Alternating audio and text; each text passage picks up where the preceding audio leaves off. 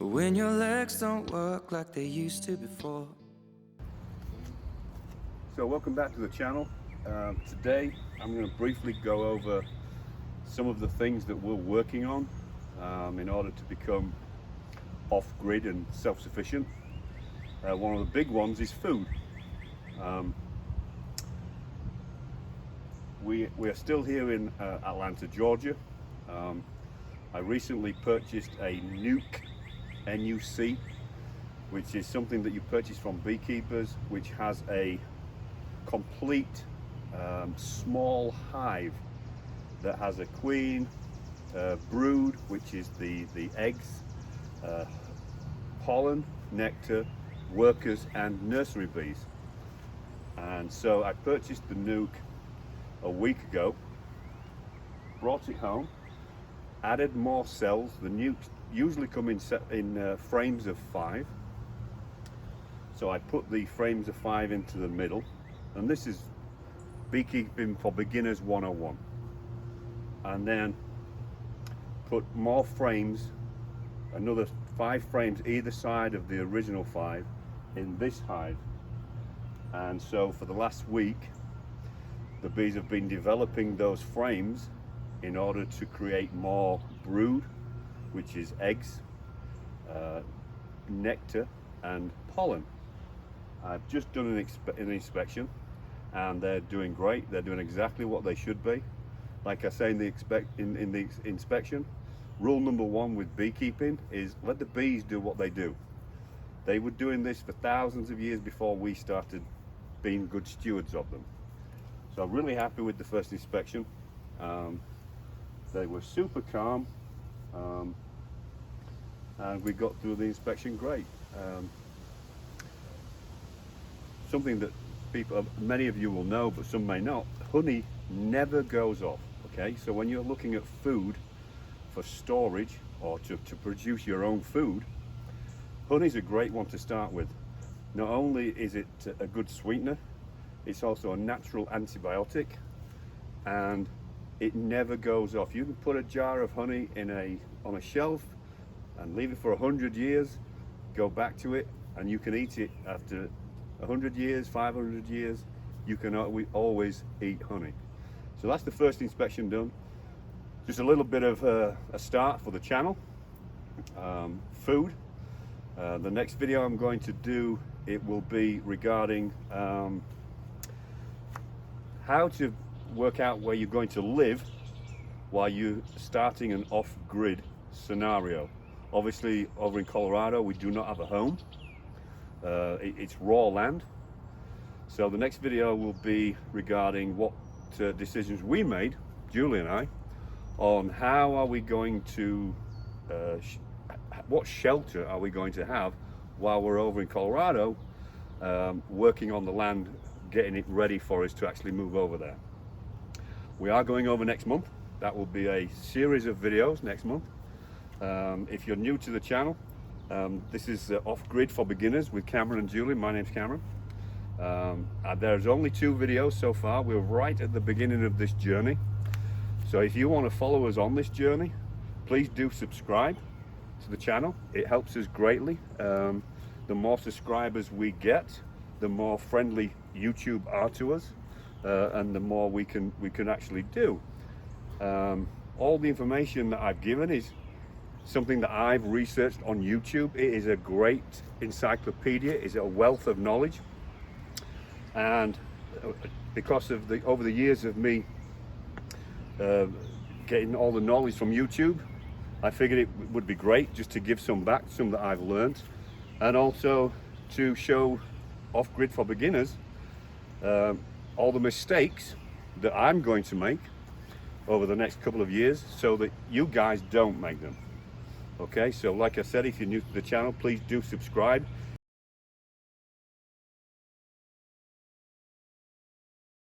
Hit the notification button so that you can keep up with the videos. The next video will be within the next few days regarding shelter, and then like I say, next month there will be a series of videos starting from the road trip from Atlanta over to Colorado, which is 1,500 miles, and there will be several videos on what work we did in this trip this summer. Okay, thank you for joining us. Have a great Mother's Day Sunday afternoon here in the US, and we'll see you in the next video.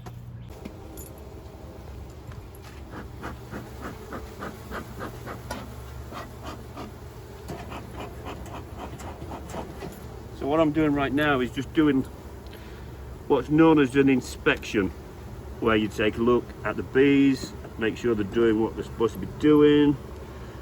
I'd like to see if I could see the queen, but you don't have to see the queen. If you've got eggs which look like tiny little grains of rice down in the bottom of the combs in the brood chamber, then the queen has been there recently. So I haven't actually found the queen yet, and she is marked. Some beekeepers will mark bees. This queen's marked with a white dot. And what you can see there is they're building up all the comb ready for pollen and nectar and potentially a brood chamber for brood. And this white here, that's all capped honey, and this is one of the outer frames, but they are very happy in what they are doing. All these frames are only a week old on the outer side, and they are doing a great job of prepping them ready for this one's heavy, so they have really they've started capping this off. And this is one right on the end, so I'm interested as to why. I guess they started at this end. Usually they work from the there's the queen. Right. Now she's not marked, so that's a virgin queen. Where is she? Right there in the middle. Let me see her. That's a queen, but that's not the marked queen. You see, she's much bigger than everybody else. I can't see her. There's actually. Oh, there she is. There she is with the mark. She has a mark. There she is. Yeah. Okay. So they could be drones then. They could be drones, because drones are the males. The drones are the. She's right there. Yeah, I see her. Drones are the males, and they are much bigger than the nurses. But that's good. We found her. Yeah. That's good, and she was right on the outside of the hive, which is interesting, because, like I say, she will stay in the middle. So what I will do now is, because I started from this side, I'm going to push them all the way back that way so that I can get my frame in this side, because that's where the frame come from, and it's important. You don't want to put this frame from this side over there, because they know what they're doing, they know what they're building, and you don't want to change that. So always, it's a good idea to take a frame out to give you some room to move them.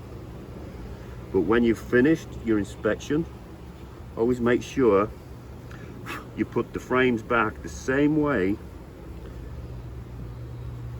that you found them. We're running out of smoke.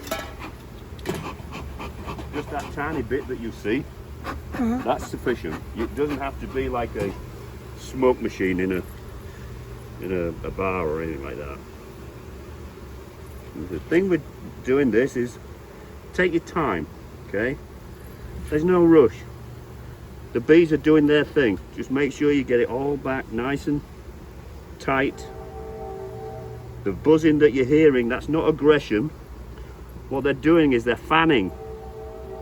It's termed fanning. They know that there may be a fire. The reason why we use smoke is they think that there may be a fire near the tree. Ooh, that was hot. There may be a fire near the tree that they're in. And so what they do is they go down into the hive and start capping everything off and start eating, gorging themselves on honey, just in case they lose the whole hive.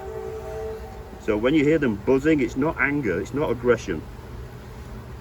It's just movement. So now we can put this last frame back in. And this is actually the only frame that doesn't have extensive work on. Every other frame does. So that's really good. I'm really pleased. Don't squish a bee. The first inspection, I'm real pleased. They're all outside the hive. So now we put the lid back on. Well, there's a bunch on the outside of the hive. That's okay, they will all go back in. I'm going to take this cap wax off this because I don't want it to stick. And this is all wax, we won't waste this. We'll collect it all because we will need it at a later date if we want to re-wax.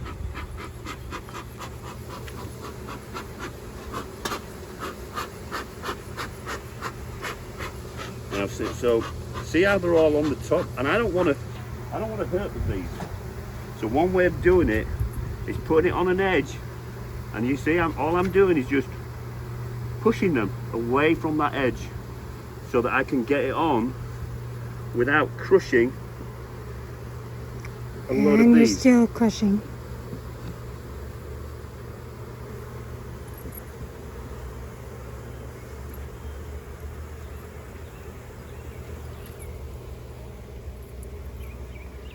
And then we put the lid back on.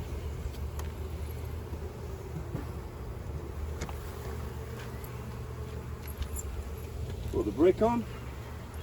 And we leave them to it. One more thing. Time of day is also important. Right now it's midday, beautiful sun. A lot of the hive are out foraging. They're very happy doing their own thing.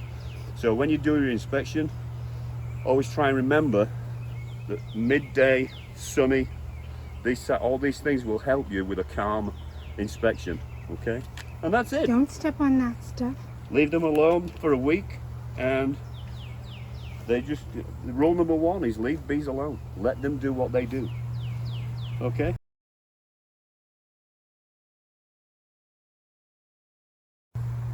Thank you.